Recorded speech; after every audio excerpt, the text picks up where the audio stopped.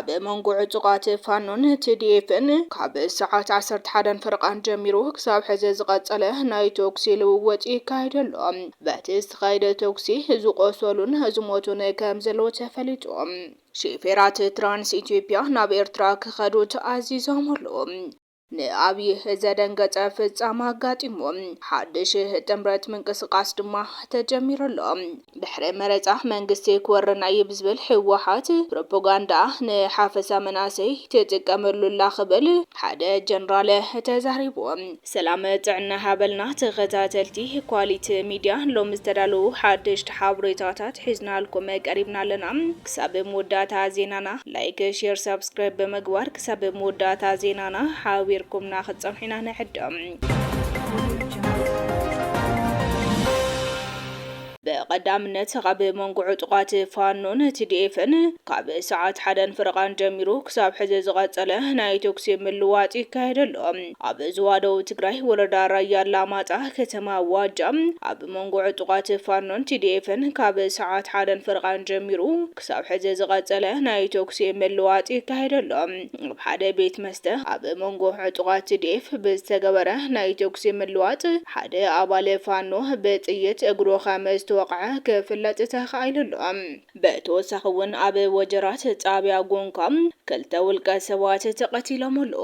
ኣብ ወጀራት ጣብያ ጎንካ ነበርቲ ዝኾኑ ክልተ ውልቀ ሰባት ብዕጡቃት ህወሓት ትማሊ 27 ጉንበት 2018 ዓ.ም ከም ዝተቀተሉ ተገሊጾም። ብመሰረት ካብቲ ከባቢ ዝበጽሐና ሓበሬታ ግዳያት መጥቃዕቲ ዝኾኑ ኣይተ ኪዳኑ በርሀ ተኽለም ኣይተ ሓጎስ ኣባድ ወልዱ ዝተባሃሉ ክኾኑ ከለዉ እቲ ቅትለት ብዕጡቃት መንጀሪኖም ኣብ ከባቢ ፋሽነ ከም ዝተፈጸመ ተፈሊጡሎ።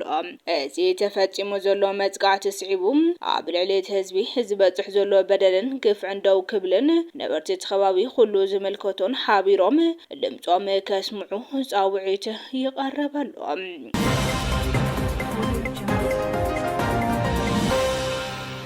ሹፌራት ትራንስ ኢትዮጵያ ናብ ኤርትራ ክኸዱ ተኣዚዞም። ትማሊ 27 ጉንበት 2018 ዓ.ም ኣመራርሓ ህወሓት ዝኾኑ ካብ ወታደራት ኮማንድ ክፍሊ ትራንስፖርት ዝተላኹ ኣባላት ልዕሊ 300 ዝኾኑ ናይ ተስሓብቲ መኻይን ሹፌራት ትራንስ ኢትዮጵያ ኣብ መቐለ SOS ኣኪቦም ሕዚ ትግራይ ትደልየኩም እያ ንምኸሰ ግልጋሎት ዝውዕሉ መሳርሕታት ካብ ኤርትራ ሰንዓፈ ክተምፁ ክትኸዱ ኢኹም ፈርሙ ምስ በልዎም እቶም ሹፌራት ድማ ሕና ሰሪሕና ንጥውሮ ስድራ ኣለና ናብዚ ሃገርና ብዘይ ሕጋዊ መንገዲ ኸይድና ንፅዕኖ ይኹን ነምፆ ነገር የለን ዝብል መልሲ ሂቦሞም ኣለዎም። ብዘይካ 27 ነባራት ተጋደልቲ ዝኾኑ ሹፌራት እቶም 273 ሹፌራት እምቢ ከም ዝበሉ ተፈሊጦም።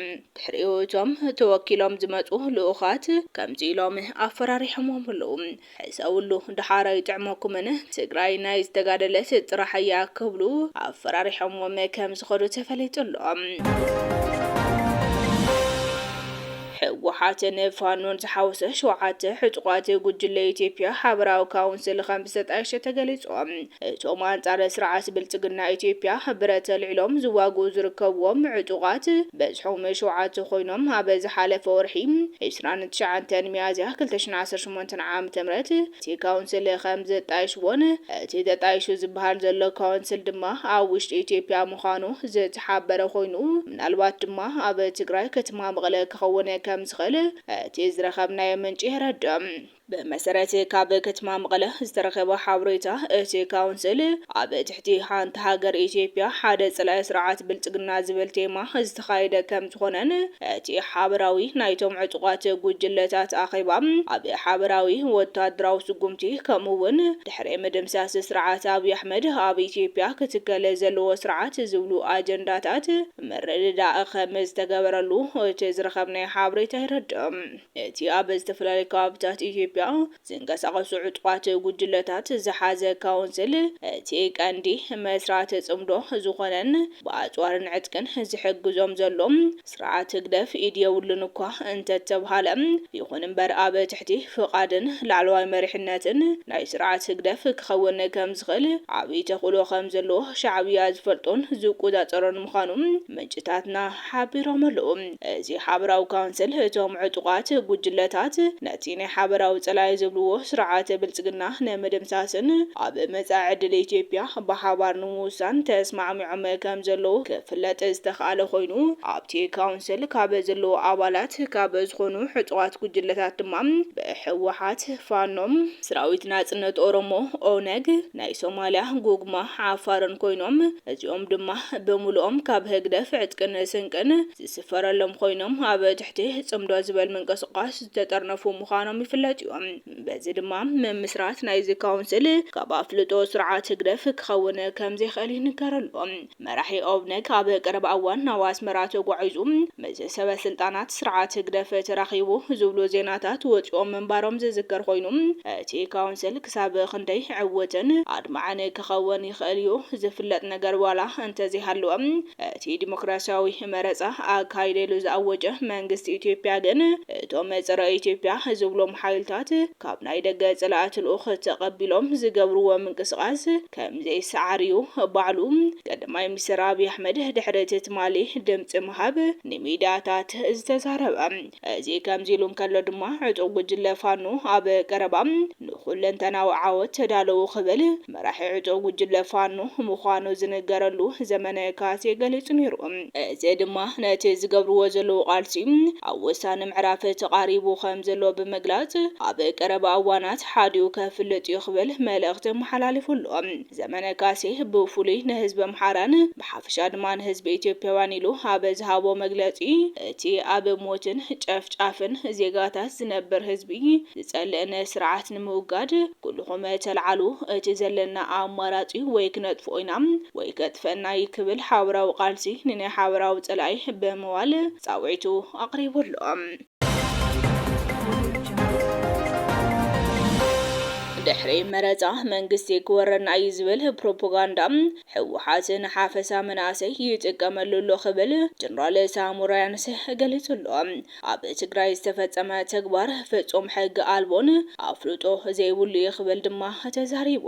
እዚ ጉጅለ ኣብ ከተማ ኣክሱም ተኣኪቡ ዘሕለፎ ውሳነ ሕጋውነት ዝጎደሎ ምስረታ መንግስቲ ፈለማ ብኣይተ ጌታቸው ረዳ ቀፂሉ ድማ ብሌተናል ጀነራል ታደሰ ወረደ ዝምራሕ ጊዜያዊ መምሕዳር ስርሖም ከይሰርሑ ንህዝቢ ናብ ምርጫ ከየብፅሑን እንቅፋት ክፈጥረሎም ከም ዝጸንሐን ኣብ መወዳእታ ድማ ማህተም ምምንጣልን ናይ ስራሕ መሳርሕታት በመንዛዕ ተግባር ከም ዝተፈጸመ ተዛሪቡ እዮም። ቀንዲ ዕላማ ፖለቲከኛታት ትክልል ስልጣን ጥራሕ ምዃኑን ነዚ ስልጣን ዝደለይዎ ድማ ካብ ተሓታትነት ንምህዳም ምዃኑ ዝገለጸ ጀነራል ሳሞራ ያኑስ መንግስቲ ፌደራል ግን ነቲ ጉዳይ በትዕግስትን በሰላማዊ መንገድን ሒዝዎ ዘሎ ኣካይዳ ንኢዶም። ስምምዕነት ሰላም ፕሪቶሪያ ኣብ ዝተፈረመሉ እዋን ህዝቢ ትግራይ ዝለዓለ ሓጎሱ ዝገለጸ እኳ እንተኾነ ኣብቲ ክልል ዘለዉ ፖለቲከኛታት ግን ናብ ምውፃእ ስልጣን ከም ዘምርሑ እቲ ጀነራል ተጠቒሱሎም። ካብ መንግስቲ ፌደራል በጀት እናወሰድካ ንመንግስቲ ጸላኢልካ ምፍራጅ ጌጋ ምዃኑ መራሕቲ ትክልል ድሕረ መረፃ መንግስቲ ክወርና እዩ ዝብል ፕሮፓጋንዳ ሓፈሳ መናእሰይ ይጥቀሙሉ ከም ዘሎ ዝገለጸ እቲ ጀነራል ብኣንጻሩ ግን መንግስቲ ነቲ ጉዳይ ብወግእ ናይ ምፍታሕ ድሌት ከም ዘይብሉ ገሊጾም። ኣብ መወዳእታ ሕወሓት ንኣብይ ተማሕፂኑሎ ሰብ መዚ ትግራይ ብሰንኪ እቲ መንግስቲ ፌደራል ኣብ ልዕሊ ክልል ኣንቢርዎሎ ብዝበልዎ ዕፅዋ ዜጋታት ቁጠባውን ማሕበራውን ቅልውላው የጋጥሞም ከም ዘሎ ገሊጾም። ትማሊ 27 ጉንበት ኣብ ዝወፀ ብማዕኽናት ዜና ትክልል ኣብ ዝተወዝዐ ደብዳቤ መራሕቲ ትክልል ማሕበረሰብ ዓለም እቲ ዘጋጥም ዘሎ ቅልውላው ኣቓልቦ ክገብሩሉ ተማሕፂኖም። እቲ ናብ ዲፕሎማስያዊ ልኡኻትን ዓለም ለኻዊ መሻርክትን ብዝብል ዝወፀ ጽሑፍ ወግዓዊ ማህተም እኳ እንተዘይሃለዎም ውሃብ ቃል ውደብ ሕወሓት ኣይተ ሚካኤል ኣስገዶም ግን እቲ ጽሑፍ ብሕወሓት ዝወፀ ከም ዝኾነ ኣረጋጊጾም። ኣብዚ እዋን እዚ ኣብቲ ክልል ከቢድ ቁጠባውን ሰብኣዊ ቅልውላው ከም ዘጋጠመ ብምሕባር ብፍላይ ቀረብ ነዳዲ ብምቁራፁ ምኽባር ዋጋታት ከም ዝረኣየ ተገሊጾም። እቲ ክልል ኣብ ከቢድ ጸቕጢ ወዲቑ ከም ዝርከብ ብምጥቃስ ድማ ድማ ኣብቲ ሃገር ዘጋጠመ ቅልውላው ንምፍታሕ ማሕበረሰብ ዓለም ኣብ ዝመርሖ ተኣማኒ ፖለቲካዊ መስርሕ ክንሳተፍ ድልዋትና ብምባል ንክልቲኦም ወገናት ናብ ዝረረበ ከምፅዎም ሓቲቱ ኣሎ። እቲ ኩነታት ተኣማኒ ፖለቲካዊ ለዘብ ዝጠልብ እዩ ክብል ድማ ህወሓት ንዘተ ቀርቦ ከም ዝኾነ ገሊፆም። خبركم تخاتلتي كواليتي ميديا لو مستدلوا حدش تحابروتاتات نزوم تخاتلكم يمثلون يروم السنة مكتالكم دما هزينا نمسجن سلام.